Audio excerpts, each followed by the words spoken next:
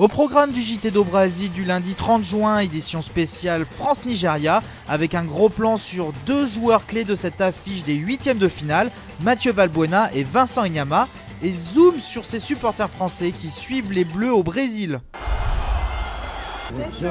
Derrière Karim Benzema, il est sans aucun doute le bleu le plus sollicité au Brésil. Dans ce mondial, Mathieu Valbuena n'a pas tardé à se distinguer. 2 matchs accomplis avec notamment un but contre la Suisse. Petit vélo, comme on le surnomme à Marseille, est bien parti sur les chapeaux de roue.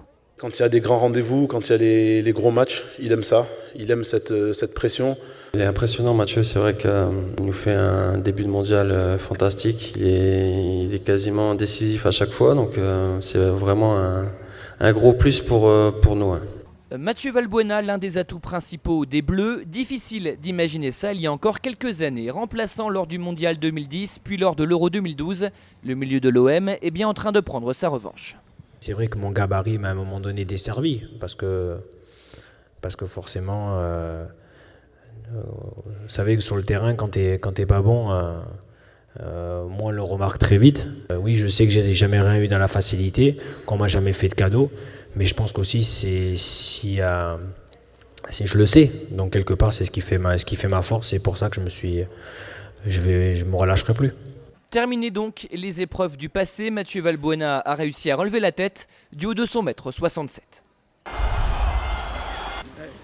Un sourire qui le caractérise, car en plus d'être un gardien de qualité, Vincent Enyeama, c'est la joie de vivre incarnée. Vraiment l'un des meilleurs gardiens qu'on ait eu ici au LOSC. Et puis comme personne, c'est une personne exceptionnelle, c'est-à-dire que c'est quelqu'un qui est toujours de bonne humeur, qui a un sens et une philosophie de la vie très positive, c'est-à-dire qu'il est toujours dans la vision positive des choses. Tellement positif qu'avant même le début de la compétition, Vincent Enyeama avait un souhait devenu réalité. Si nous sortons de ce groupe, j'espère que nous rencontrerons la France. J'espère aussi qu'on les sortira. Des talents de visionnaire, réponse ce soir. En revanche, des qualités indéniables comme gardien, c'est certain. D'ailleurs, à Lille, on se souvient encore de la première rencontre. J'ai vu ce gardien de but qui jouait à l'Hapoel Tel Aviv, qui avait un comportement assez atypique. Au fur et à mesure du match, sortie aérienne, il fait des arrêts fantastiques. J'ai un flash et je me dis, franchement, le jour où on cherche un gardien de but, ce garçon-là, ça peut vraiment être bien pour nous, quoi. Et le LOSC ne s'est pas trompé, 1062 minutes la saison dernière sans encaisser le moindre but. Une chance pour Lille, un peu moins pour l'équipe de France. Mais que les Bleus se rassurent, Enyeama n'est pas infaillible. Le Nigeria reste sur une défaite 3-2 face à l'Argentine. Claude récupère un petit bout de rêve et d'histoire. T'as quelque chose à te donner, Loïc? Ouais, ta place de match, Claude. Ah, super. Félicitations. Tiens. Voilà. Encore 3 comme ça, et on est en finale. Ce match lui laissera un souvenir impérissable, alors il ne veut pas être déçu. Si on ne gagne pas demain, on n'avait rien. Je veux dire, comment on peut espérer gagner la Coupe du Monde? Une centaine d'irrésistibles Français seront dans les tribunes, avec la peur au ventre.